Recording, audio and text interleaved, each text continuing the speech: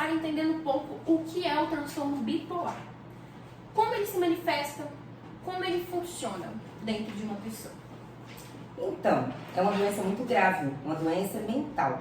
O transtorno, como já se diz, né, é um transtorno na vida de uma pessoa. E se manifesta às vezes bem devagar, bem lentamente e muitas vezes não tão percebido, né, pelas pessoas. Então, é algo que nós devemos ter muito cuidado, direcionando as pessoas sem julgamento e direcionando também o que fazer. Porque muitas vezes é fácil julgar, mas não é fácil entender a pessoa. E o transtorno, ele direciona muito para o lado profissional, para o lado familiar, porque afasta a pessoa desse ciclo. E é de grande importância você começar a observar tanto a si quanto o outro. E assim direcionar, né, para a vida. Mas o que é o transtorno bipolar em si? Na verdade, nós temos duas funções dentro do transtorno. Fala transtorno bipolar do humor. Aí nós chamamos mais de transtorno do humor. E esse transtorno do humor tem dois, vamos colocar, dois ciclos direcionados, que tanto é da depressão quanto também da euforia. Quando falamos da depressão, já pensamos na melancolia, já pensamos, né, até mesmo no afastamento, da tristeza, até mesmo desse direcionamento, né, de cultura que nós já vemos o que é depressão. Mas a euforia já é aquilo que oscila, né, aquilo que nós chamamos, né, dentro da psicanálise, o humor lábio, que é o quê? Direcionado à mudança rápida do humor, a mudança rápida do estado que você está, de uma alegria, até mesmo uma tristeza, de um choro tranquilo, de um choro absurdo, de algo que oscila muito do extremo, né, de algo normal, que nós chamamos da normalidade, e que vai a um extremo. E isso é de grande importância, da gente observar na raiva, a fúria, né, e isso tudo direciona a um transtorno de humor. Então, deve ser bastante complicado as relações entre as pessoas que têm esse transtorno. Como a sua mudança de humor repentina. Como que é essa relação? Na verdade, não começa de uma vez. Às vezes é aos poucos. Como se diz, né? É bem calminho, bem lento. Mas, quando você percebe, a pessoa, ela já demonstra essa exaustão, tanto no cansaço, já demonstra as pessoas também direcionando a um afastamento do seu ciclo. Aí também demonstra aquela pessoa que muitas vezes está direcionada a um ciclo familiar, a um ciclo da família, já não se entende mais, já não se adapta mais. E principalmente, né, ela tem esse excesso, ou excesso de energia, ou apatia. Então isso nós temos que sempre estar avaliando, porque cada caso pode ser direcionado começando pela depressão ou começando também pela euforia. E isso pode ser genético, mas pode ser também direcionado a todo um estresse, a todo o direcionamento de um ciclo de vida. E como pode impactar negativamente essas relações? Olha, totalmente, né? Porque como você convive com uma pessoa que ao mesmo tempo está feliz, de repente ela já está brava ou mal-humorada, ou já, né, mudou a feição, já mudou totalmente o ritmo de vida, né? Está ali tranquilo, de repente, num gatilho, algo que de repente já colocou ela enfurecida. E muitas vezes é algo que as pessoas pensam que o outro não quer se controlar, mas não tem o controle. É algo de crise mesmo, é algo que nós direcionamos que está em crise. E essa crise, ela afeta o ciclo familiar, o ciclo no trabalho, o ciclo social, né? E dentro de uma escola. Muitas vezes nós não sabemos o motivo que levou a ela, porque são gatilhos. E esses gatilhos, só diante de análise, que pode ser percebido. Ah, sim. Agora trataremos sobre a bipolaridade, no impacto não sobre a vida das pessoas que enfrentam esse desafio, mas também naquele que o cerca. Ou seja, como pode uma mãe com seu filho bipolar se sentir? Na verdade, todos se tornam ali, né, reféns dessa situação, desse transtorno. Porque afeta toda a família, afeta todo o seu ciclo familiar, amigos. Aí vem a situação muitas vezes de julgamento, às vezes vem a situação de não saber o que fazer com a pessoa. E é muito importante conhecer a si mesmo. Porque quando a pessoa se conhece, ela sabe e entende, ela começa a entender que ela precisa de ajuda e ela precisa de buscar essa ajuda tanto para ela quanto também para aqueles que o cercam e que o amam. Exatamente. Imagina os momentos de depressão, de profunda tristeza, da escuridão em si mental. onde a energia desaparece, seu ânimo some e a pessoa pode se sentir insensível, agindo impulsivamente por consequências danosas. E o que você poderia dizer sobre como as pessoas podem chegar à conclusão dessas consequências danosas? Então, o que acontece? Existem vários momentos, né? É um ciclo, são fases. E existem fases que chegam até alucinações, chegam até a psicose, que nós falamos muito da psicose. Então, essas pessoas, elas são direcionadas muito ao que vem na sua mente, o que ela percebe daquele momento. E é o que ela acha, ou é exagerado demais, ou nem tem visão de futuro.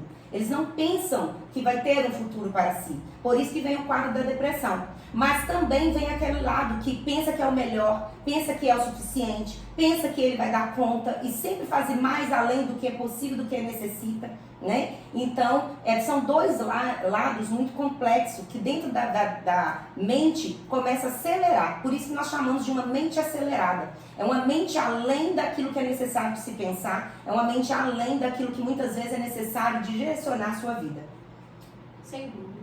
A rotina também é afetada, a rotina do pessoa que tem esse transtorno.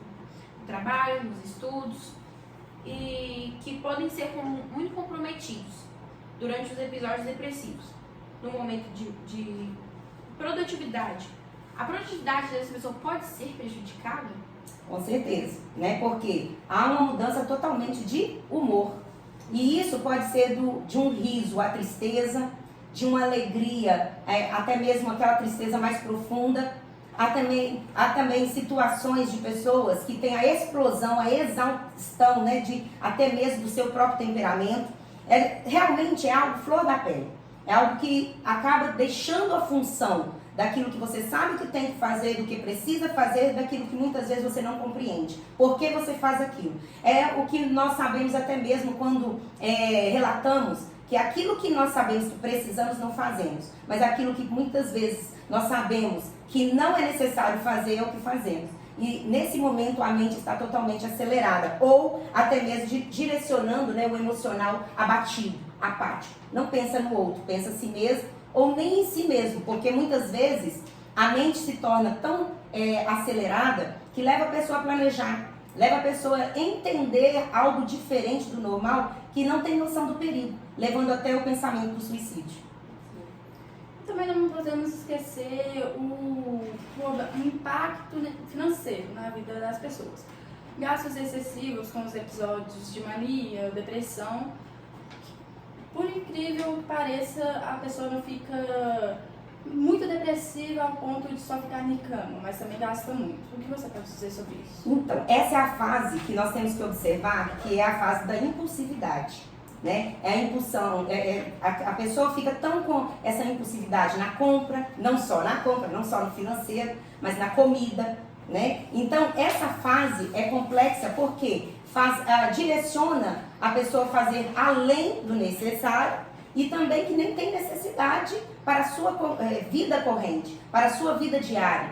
E isso impacta muito na saúde e também na saúde financeira, que nós falamos que hoje quem tem finanças organizadas tem saúde mental, né? Então hoje nós sabemos que para ter um bom relacionamento, seja ele conjugal, tem que ter saúde financeira, tem que ter saúde. Então as pessoas já entram dentro dessa fase complexa, porque quando quer gastar, estoura cartão de crédito, cheque, né, vai embora. Então nós temos que entender que quando está nessa fase, a impulsividade pode gerar algo que possa devastar até a pessoa, porque não é só nisso. Porque vem a financeira, vem a questão da comida, vem também a questão de medicamentos, né? Muitos ficam na impulsão de tomar medicamentos achando que vai solucionar o seu problema, e isso traz um transtorno muito maior. É um complexo de saúde de altos e baixos, né? E que pode afetar, como já foi dito, pode afetar a relação social da pessoa. E o apoio emocional, até mesmo familiar, é crucial para manter-se estável. E ter a compreensão da bipolaridade é uma batalha conjunta. E é o primeiro passo para construir relações mais fortes e resilientes. O que você pode dizer sobre essas relações onde o parceiro da pessoa, a parceira, tem a compreensão do transtorno bipolar? O que acontece em muitos casos?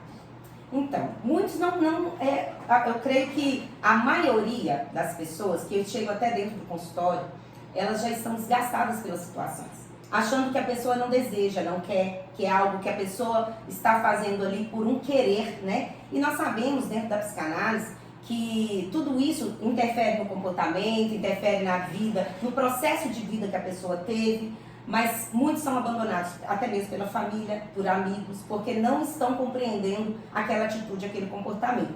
O certo é a pessoa que identificar isso, incentivar o máximo possível aquela pessoa a buscar ajuda. A buscar a pessoa, a levar a pessoa aí a um psicanalista, a buscar uma pessoa aí direcionada a um especialista como um psiquiatra, porque direcionando ela a conhecer a si mesmo e a cuidar tanto da sua saúde física e mental. Porque no ciclo é muito difícil para quem convive, para quem está junto, a tolerância, porque é uma exaustão mesmo da família, né? Porque oscila muito, é muito difícil você ter o controle. E quando a pessoa já sabe e conhece, e ela entende o que ela pode fazer para melhorar, está ciente que se aquela pessoa está entrando em crise, é afastar de locais que levam ela a ter um gatilho, é afastar daquela situação problema, como festas, como locais que aquilo possa levar a pessoa a uma crise. Por quê? Quando ela está em crise, é muito difícil ter o controle. Enquanto ela não se conhecer e não entender o processo, é muito difícil manter o controle. E ali, muitas vezes, não vai ter a mesma empatia das outras pessoas. Sim.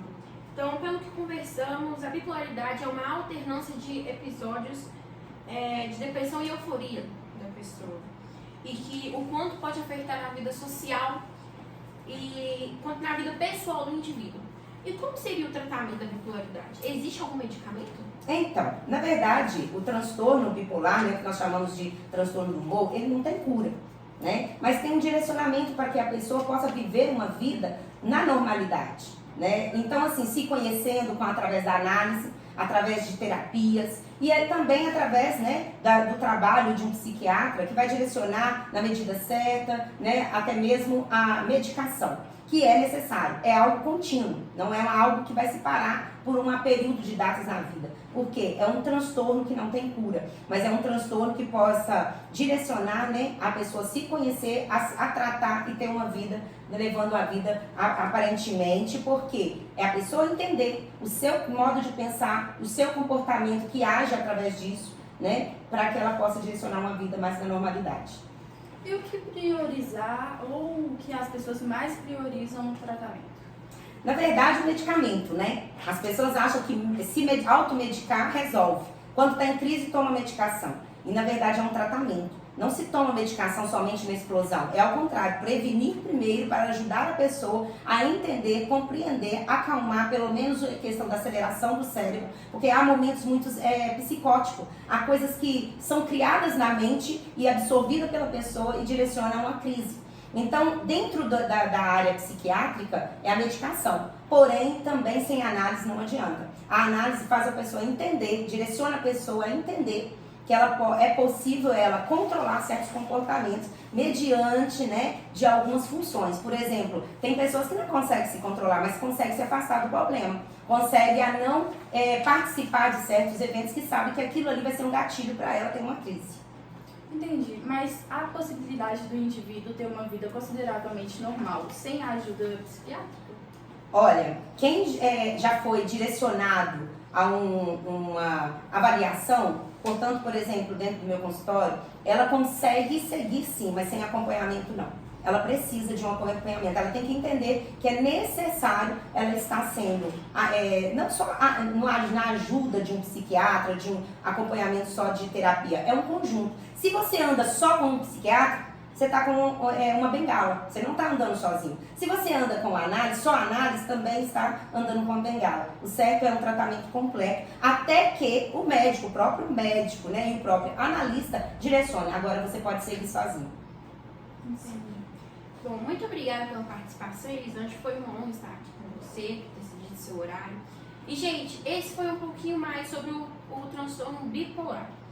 Obrigada pela atenção e muito obrigada, Elisângela, neuropsicopedagoga e psicanalista. Eu agradeço a todos, né? e que vocês possam entender que saúde mental, ela é muito importante. E aí gera a inteligência emocional. Siga, né, firme em questão de um aprendizado. Que na vida nós precisamos entender primeiro a nós, amar a sua vida primeiro e seguir em frente, conhecendo cada dia a si. Assim você se tornará uma pessoa inteligente emocionalmente. Muito obrigada.